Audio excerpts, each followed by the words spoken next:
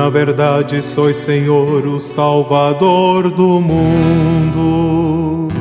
Senhor, dai-me água viva a fim de eu não ter sede. Irmãos e irmãs, estamos nesse terceiro domingo deste tempo de Quaresma, Evangelho de João, no capítulo 4, versículo de 5 a 42. Naquele tempo, Jesus chegou a uma cidade da Samaria chamada Sicar, perto do terreno que Jacó tinha dado ao seu filho José. Era aí que ficava o poço de Jacó. Cansado da viagem, Jesus sentou-se junto ao poço. Era por volta do meio-dia. Chegou uma mulher da Samaria para tirar a água. Jesus lhe disse: "Dá-me de beber." Os discípulos tinham ido à cidade para comprar alimentos. A mulher samaritana diz então a Jesus: "Como é que tu, sendo judeu, pedes de beber a mim, que sou uma mulher samaritana?" De fato, os judeus não se dão com o samaritano. Respondeu-lhe Jesus: "Se te conhecesses o dom de Deus, e quem é que te pede, dá-me de beber, tu mesma lhe pedirias a ele, e ele te daria água viva." A mulher diz a Jesus: "Senhor, nem sequer tem balde e o poço é fundo. De onde vai tirar a água viva? Por acaso és maior que nosso pai Jacó, que nos deu o poço que dele bebeu, como também o seu filho e seus animais?" Respondeu Jesus: "Todo aquele que bebe desta água terá sede de novo, mas quem beber da água que eu lhe darei, esse nunca mais terá sede. E a água que eu lhe der se tornará nele uma fonte de água que jorra para a vida eterna." A mulher diz a Jesus: "Senhor, dá-me dessa água para que eu não tenha mais sede e não tenha de vir aqui para tirá-la."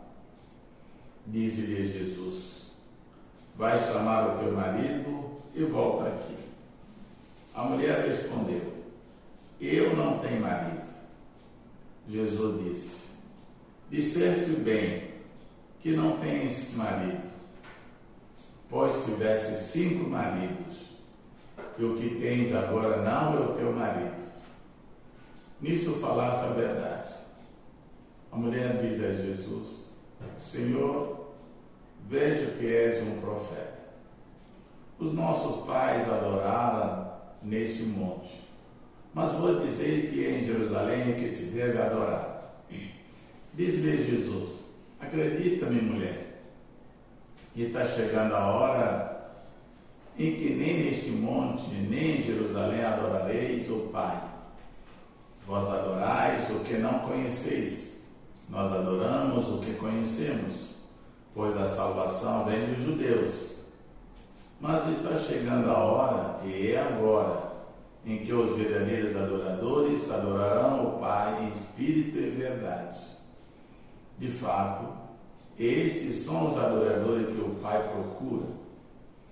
Deus é espírito, e aquele que o adoram deve adorá-lo em espírito e verdade." A mulher diz a Jesus: "Sei que o Messias, que se chama Cristo, vai chegar, e quando ele vier, vai nos fazer conhecer todas as coisas." Diz-lhe a Jesus: "Sou eu que estou falando contigo." Nesse momento chegaram os discípulos e ficaram admirados de ver Jesus falando com a mulher. Mas ninguém perguntou: "Que desejas?" ou "Por que falas com ela?" Então a mulher deixou o seu cântaro e foi à cidade dizendo ao povo: "Vinde ver um homem que me diz tudo o que eu fiz. Será que ele não é o Cristo?"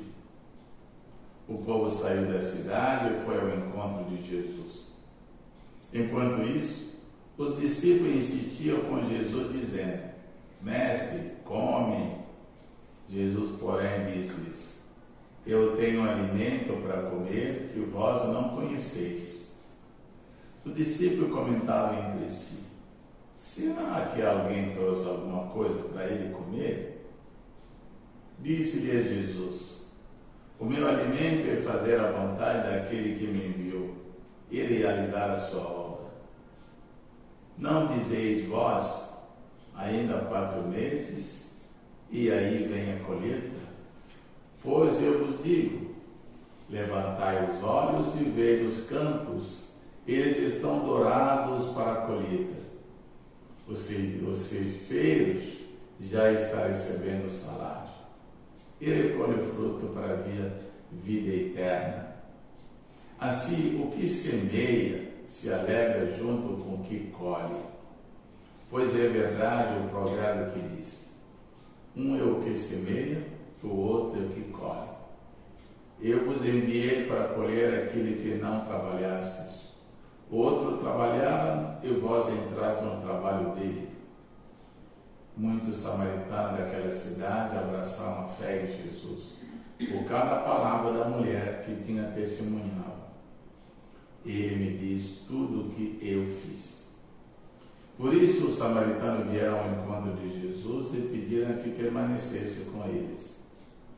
Jesus permaneceu aí 2 dias, e muitos outros creram por causa da sua palavra, e disseram à mulher: já não cremos por causa das tuas palavras, pois nós mesmos ouvimos e sabemos que esse é verdadeiramente o Salvador do mundo.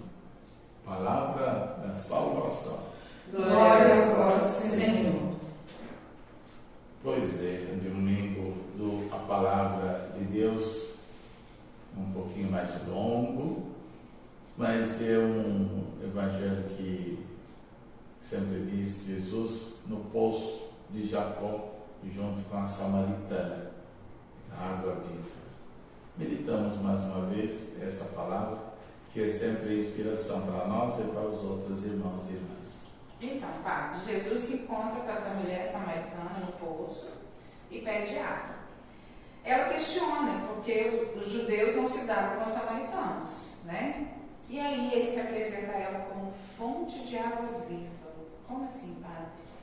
É verdade.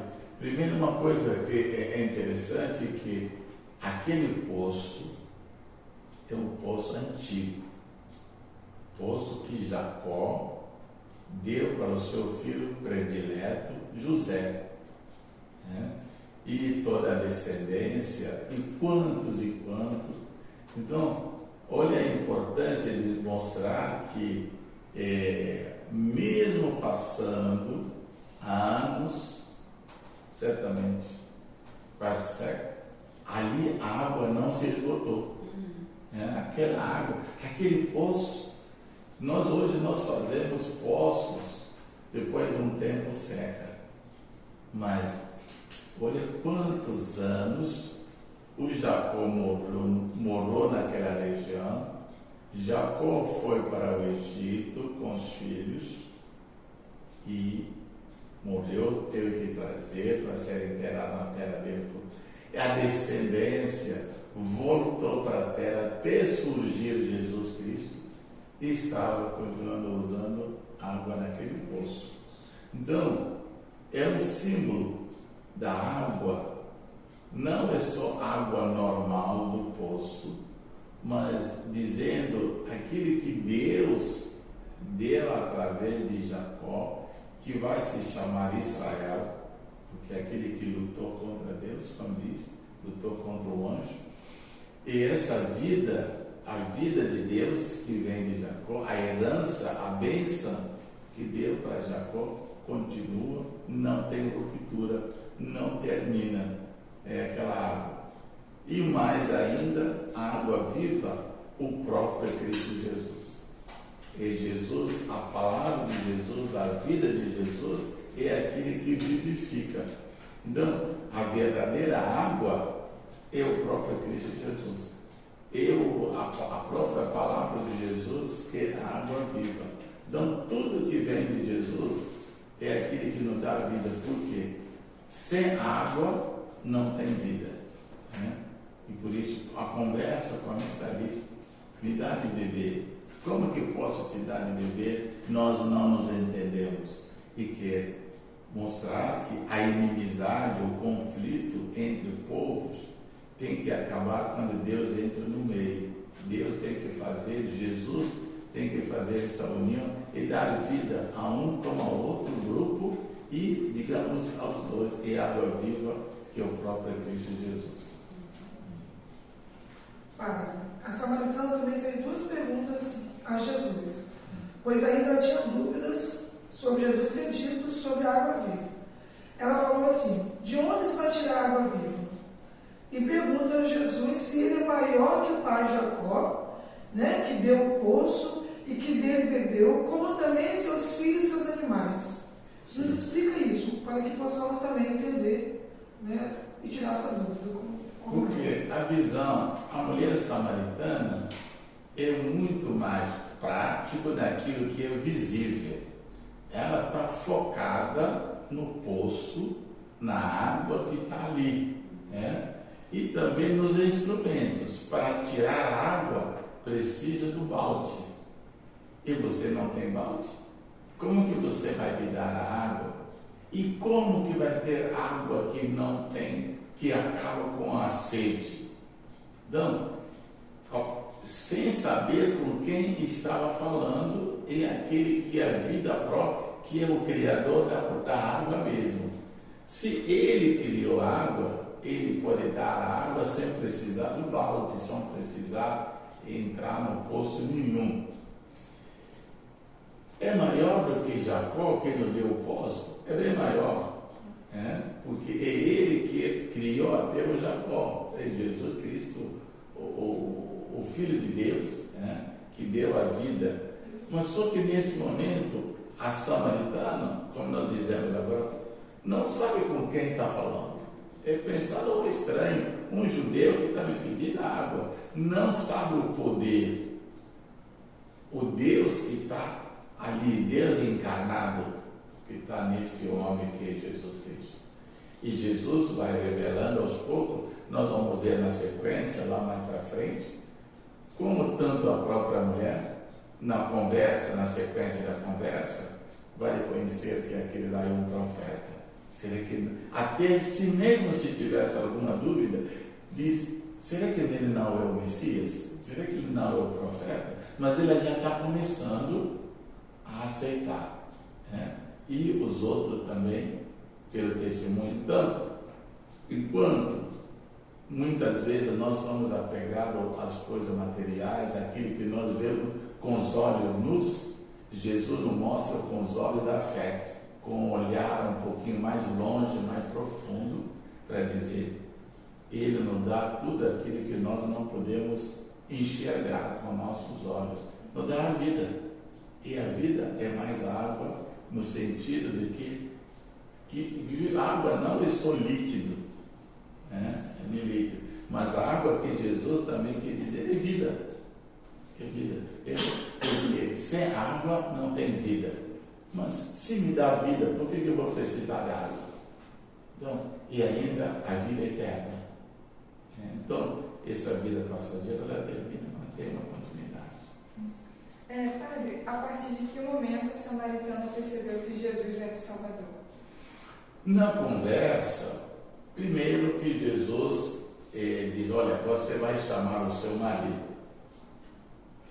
Ela vai dizer, eu não tenho marido. E Jesus diz, olha, você falou a verdade, você já teve 5. Ainda diz, esse com quem você está, não é seu marido. E a mulher falou, não é possível. Como que alguém vai me dizer tudo, os maridos que eu já tive, e ainda a pessoa com quem estou e está me dizendo que não é o meu marido. Mas o que significa que não é o marido? Certamente não era casado oficialmente e tal, porque esses outros, e o marido conta aquele primeiro. Então, aí ele se tocou. Mas Jesus também vai dizer na conversa com ele, sou eu, quando ele vai dizer, quando o Messias vier, o nosso Messias vier, ele vai nos explicar tudo. E Jesus diz, sou eu. Jesus até mesmo se revela para ela. Além de ter dito as verdades que ninguém sabia, só a mulher sabia, mais do que isso, Jesus ainda se declara, sou eu, o Messias que você... E naquele momento que Jesus diz, sou eu, os discípulos que foram procurar comida na cidade aparecem. Parece que cortou a conversa, mas a mulher ficou tanto com a revelação de saúde da sua vida, tanto com essa palavra de Jesus se declarando, sou eu o Messias. Aí a mulher foi tocada, esse homem, mas mesmo assim ainda ficava alguma dúvida, porque ela vai dizer, será que não é ele o Messias? Então não ficou tão esclarecido, mas ela já começou a ter certeza, uma certa clareza que é ele o Messias. É interessante, para que ela ainda não reconhece ele, mas ela sabia da existência de Jesus, né? Sabia. Ela conhecia a Escritura, né? Conhecia, e é uma tradição, até porque os dois samaritanos judeus, a verdade, na origem, é o mesmo povo. Todos eles são descendentes de Jacó. São descendentes de Jacó. Se nós olharmos a história, é o mesmo reino, o mesmo povo, que em um certo momento dividiu-se com dois reinos, o reino do norte e o reino do sul. E o reino do sul ficou a capital, Jerusalém, com tudo aquilo que tinha de devoção, com a Arca da Aliança, e o norte acabou fazendo ídolos, por isso se afastou um pouquinho mais, mas toda a herança eles mantiveram. E por causa do desvio dos pecados, da idolatria que entrou, fizeram estátuas, adoraram nosso Deus, por falta daquilo que ficou em Jerusalém, no reino do sul. Tiveram que inventar alguma coisa para manter um pouquinho a cultura. Mas é o mesmo povo, a mesma herança e o mesmo Deus que lá desde as origens. Isso. Padre, quando os discípulos insistem para Jesus comer, Jesus diz, eu tenho um alimento para comer que vós não conheceis. De que alimento ele está falando, Padre? Eles estão preocupados, porque eles foram na cidade, porque fizeram uma viagem, estavam com fome e também com sede. Eles foram buscar comida. Comida para matar a fome, para alimentar o corpo. E quando ele volta, e Jesus não quer mais comer. Então isso se torna uma coisa um pouquinho estranha. Está com fome e agora não quer mais comer. Ele diz que tem um outro alimento. Qual é o alimento? Ele vai dizer que o alimento é fazer a vontade do Pai que o enviou. Aqui também nós percebemos as duas naturezas de Jesus Cristo. Jesus é Deus, mas é também plenamente homem. Ele, como homem, pode comer, pode ter fome, como todo qualquer homem.